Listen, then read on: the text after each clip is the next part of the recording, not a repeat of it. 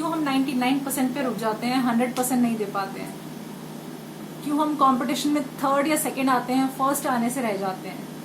क्यों हम जाते हैं इंटरव्यू के लिए पर क्रैक नहीं कर पाते हैं?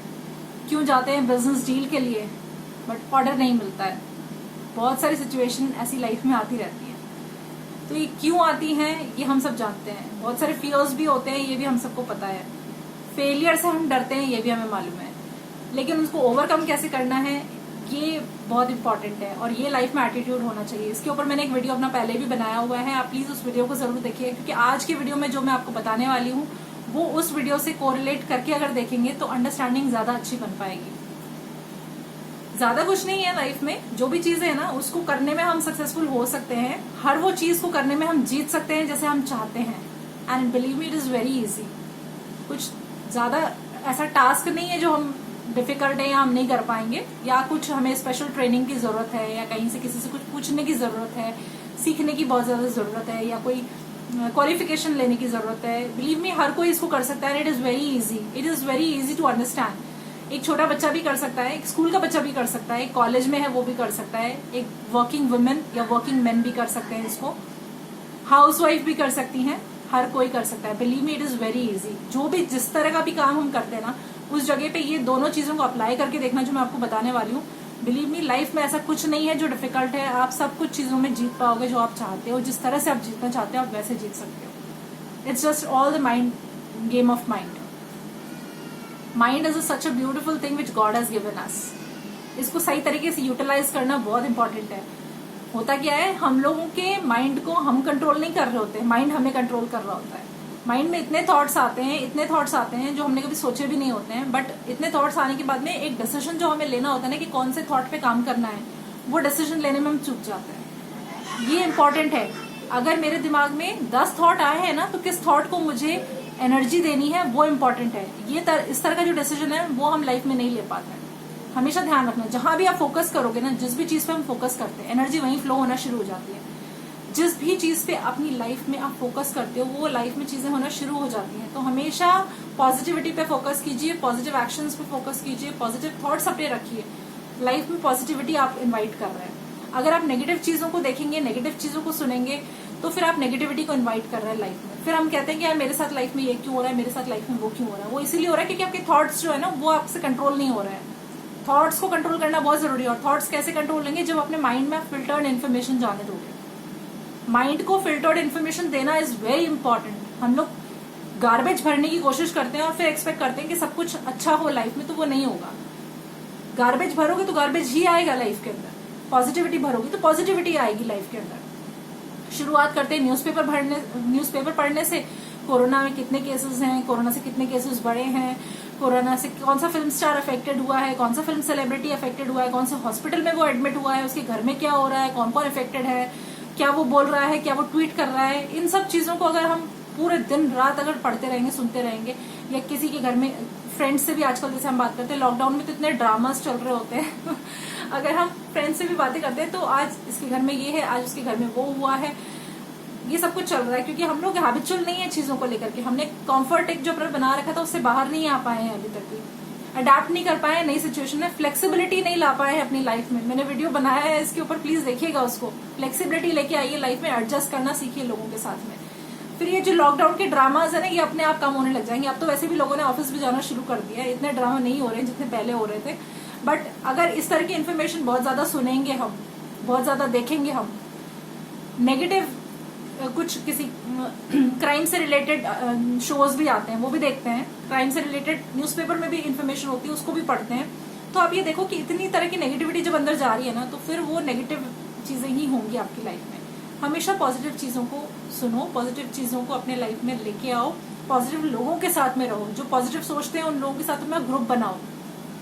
जितनी पॉजिटिविटी लाइफ में रखोगे ना उतना पॉजिटिव आप खुद रहोगे, और जब पॉजिटिव रहते हैं ना तो लाइफ में खुशी अपने आप आ जाती है, हैप्पी लाइफ हो जाती है हम सबकी। चलिए कोई बात नहीं, ये तो हुई बात वैसे ही। अब मैं बताती हूँ आपको 2 पॉइंट्स ऐसे जिसको आप लाइफ में कर सकते हैं, राइट। तो पहला है माइंड की जो ब्यूटीफुल चीज जो हमें यूनिवर्स से मिली है वो माइंड, आप उसको कैसे यूटिलाइज करो ये इंपॉर्टेंट है, ठीक है। तो माइंड को, सबकॉन्शियस माइंड को ट्रेन करना जरूरी है। सबकॉन्शियस माइंड को ट्रेन करने के लिए कोई ऐसे आपको कुछ नहीं है डिफिकल्ट जो आप नहीं कर सकते हो, बस सिर्फ और सिर्फ पॉजिटिविटी रखनी है आपको। पॉजिटिव चीजों को पढ़ना है, पॉजिटिव चीजों को सुनना है। जो आप चाहते हो, जिस तरह की चीजें आप चाहते हो लाइफ में, वैसे ही आप अपने आप को, माइंड को आप बताना शुरू करो, राइट? लिखना शुरू करो डायरी के ऊपर थॉट्स को, अपने माइंड में हमेशा उसी तरह की चीजें डालने की कोशिश करो। पॉजिटिव अफर्मेशंस दो अपने माइंड को, I can do it, I can do this, I can do everything in life, I can achieve this, ठीक है, this is very easy for me and I can do it, ठीक है, इस तरह की चीजें दो। ये मत बोलना कभी भी this is difficult but I can do it. एक तो ये डिफिकल्ट वर्ड जो है ना, ये नेगेटिव है, इसको तो लाइफ से हटा दो। डिफिकल्ट तो कुछ होता ही नहीं है, everything is easy for you and everything you can achieve, ठीक है। तो हमेशा पॉजिटिव अफर्मेशंस देना शुरू करो। जब पॉजिटिव अफर्मेशंस देना हम शुरू करते हैं माइंड को, तो पॉजिटिव जब माइंड में आप रिकॉर्डिंग और फीडिंग अपने पॉजिटिव चीजों की डालोगे ना, तो वो थॉट्स आपके कॉन्शियस माइंड को देना शुरू करेगा, वो पॉजिटिव होंगे, उसी तरह के होंगे। जब थॉट्स वैसे आएंगे तो आप ऑटोमेटिकली एक्शन भी वैसा ही लोगे, राइट? मुझे कोई ऐसी चीज करनी है जिसके बारे में मुझे कुछ नहीं पता, मेरे को कुछ आइडिया ही नहीं है, राइट?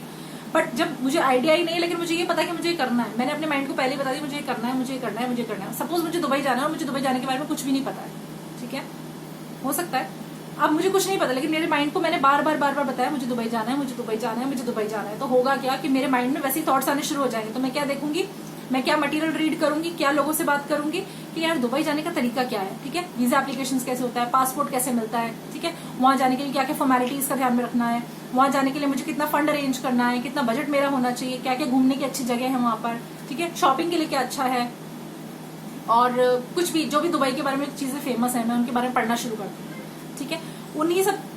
उन्हीं सब लोगों से बात करना शुरू कर दूंगी जो वहां जा चुके हैं, जो वहां रहते हैं या जिनको उसके बारे में पता है, जो उस फील्ड से रिलेटेड है, राइट? तो ये सब चीजें बहुत इंपॉर्टेंट है। तो ये क्या होता है, जब माइंड को आपने सिग्नल दे दिया ना कि ये करना है, तो आपकी सबकॉन्शियस माइंड को ना अपना दिमाग नहीं लगाता, वो सबकॉन्शियस माइंड वही करता है जो आप उसको बताते हो, राइट? तो मैंने उसको बताया कि मुझे ये करना है, तो उसने मुझे वैसे थॉट्स देना शुरू कर दिया, मैंने अपने जैसे थॉट्स आए वैसे एक्शन लेना शुरू कर दिया, राइट? तो this becomes easy job, isn't it? तो ये हम कर सकते हैं, राइट? ये एक बार ट्राई करके देखना, बहुत इजी है। सबकॉन्शियस माइंड को ट्रेन करना इज वेरी वेरी इजी। बस पॉजिटिव अफर्मेशंस लाइफ के अंदर रखना, और जैसे अपना जो भी हम चीजें कर रहे होते हैं ना, ये मत सोचना कभी भी कि हम पे परफेक्ट किया है, ठीक है?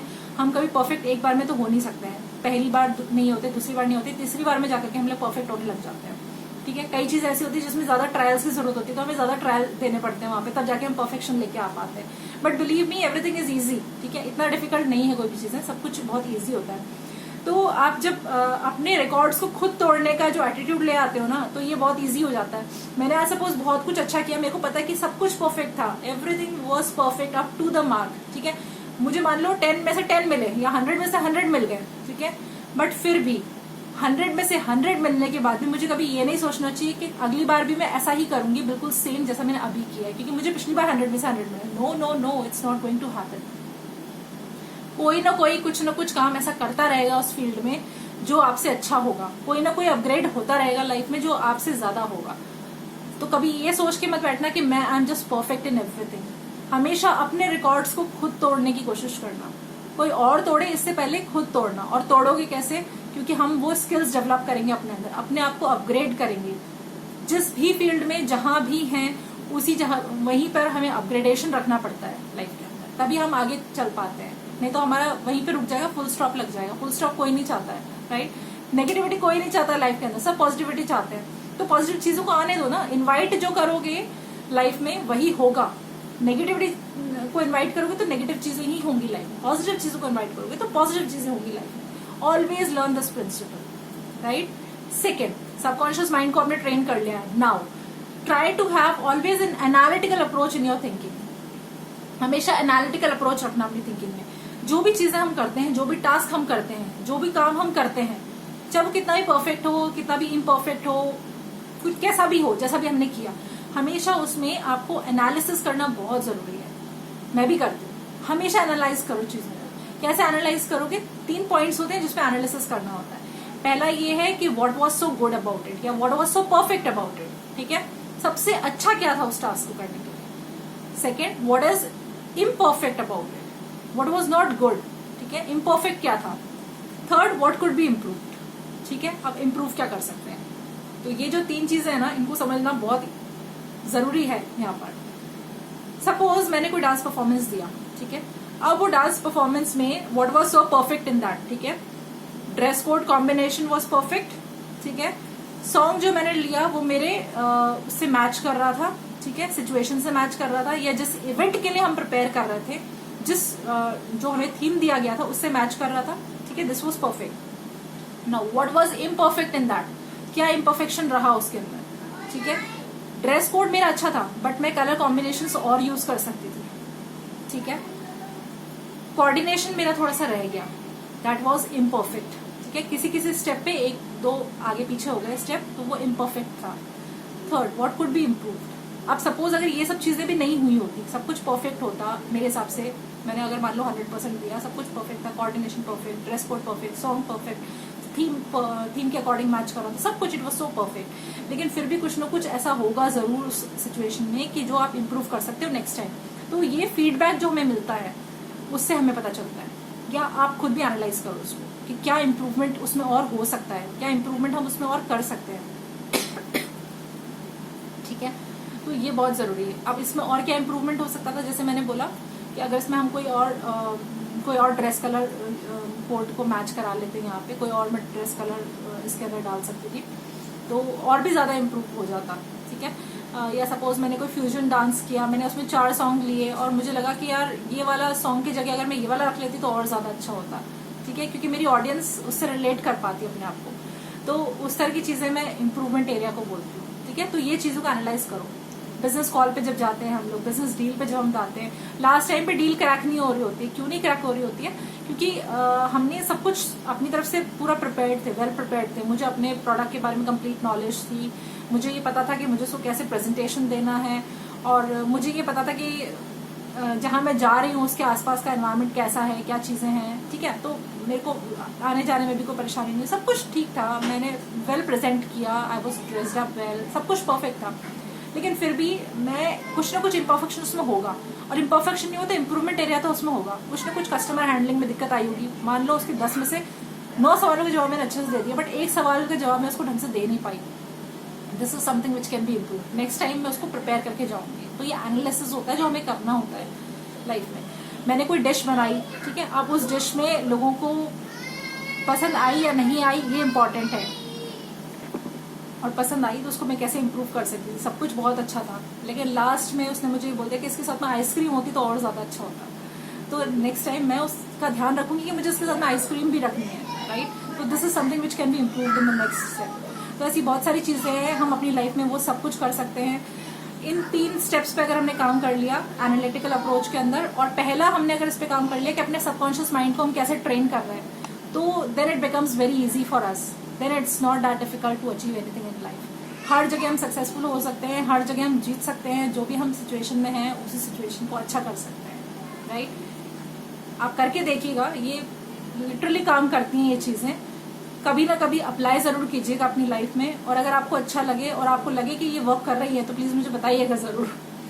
अच्छा लग रहा है तो प्लीज लाइक कर दीजिए। आपको लगता है कि किसी को इसकी इन्फॉर्मेशन की जरूरत है तो प्लीज उसको शेयर कर दीजिए, और अगर अभी तक सब्सक्राइब नहीं किया तो प्लीज सब्सक्राइब जरूर करिएगा, सो दैट आपको पता चलता रहे कि मैं और कौन कौन से वीडियोस अपलोड कर रही हूँ। हो सकता है वो भी आपके लिए बहुत ही यूजफुल हो। Thank you so much for watching, thank you so much for watching, thank you.